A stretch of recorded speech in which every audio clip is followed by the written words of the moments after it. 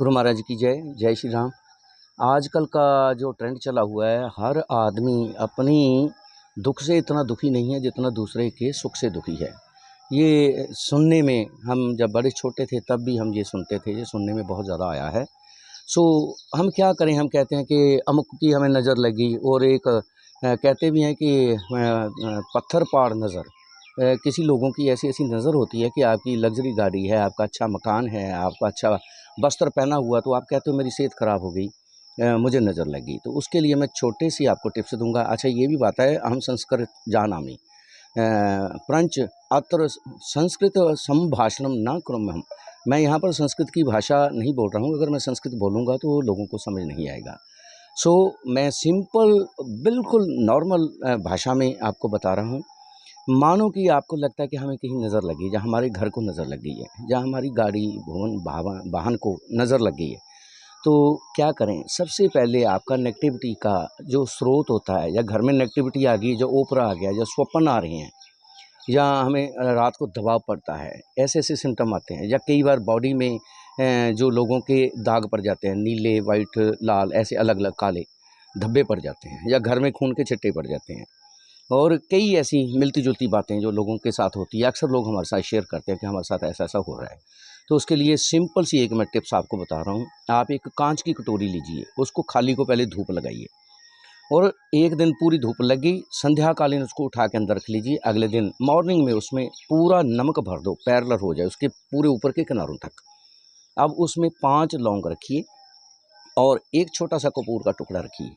अब आप उसको अपने टॉयलेट में कहीं भी ऐसी स्थान में रख दीजिए जहीं कहीं आपके शावर के और नल के छींटे पानी के ना पड़ें। जैसा आपने देखा कि हफ्ता 10 दिन 15 दिन के बाद उसमें सीलन आ गई है और नमक जो ढलना शुरू हो गया है, आप क्या करें, बाहर निकालें उसको और कपूर को कटोरी में ही जला दें। लौंग जितने जलेंगे जलेंगे, जो रह जाएंगे रह जाएंगे। अब बाकी का जो मटेरियल बचता है, आप उसको टॉयलेट शीट में फ्लश कर दें। फिर उसको मांजें अच्छे से उसकी सफाई करें, मिट्टी से, रेत से, राख से या साबुन से मांज के उसको फिर एक खाली को एक धूप लगाएं।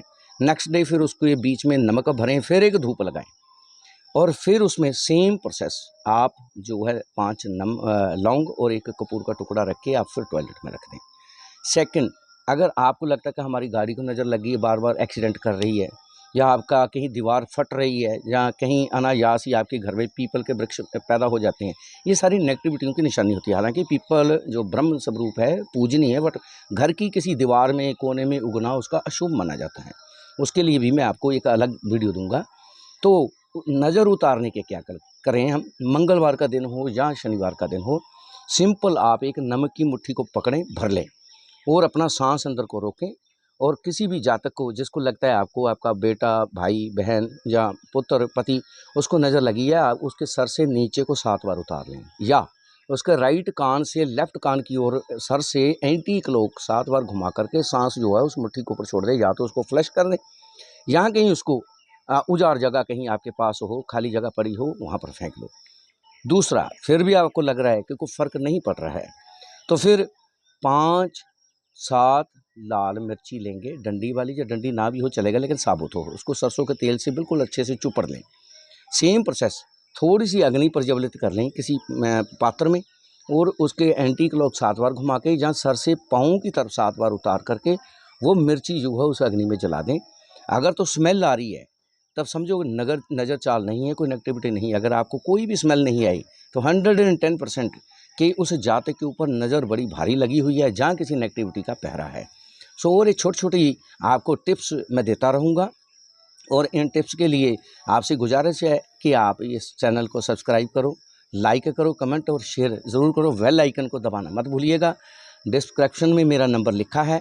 अगर किसी को कोई पर्सनल जानकारी हो, हम किसी की बात किसी को नहीं कहते, हमें ये शिक्षा होती है।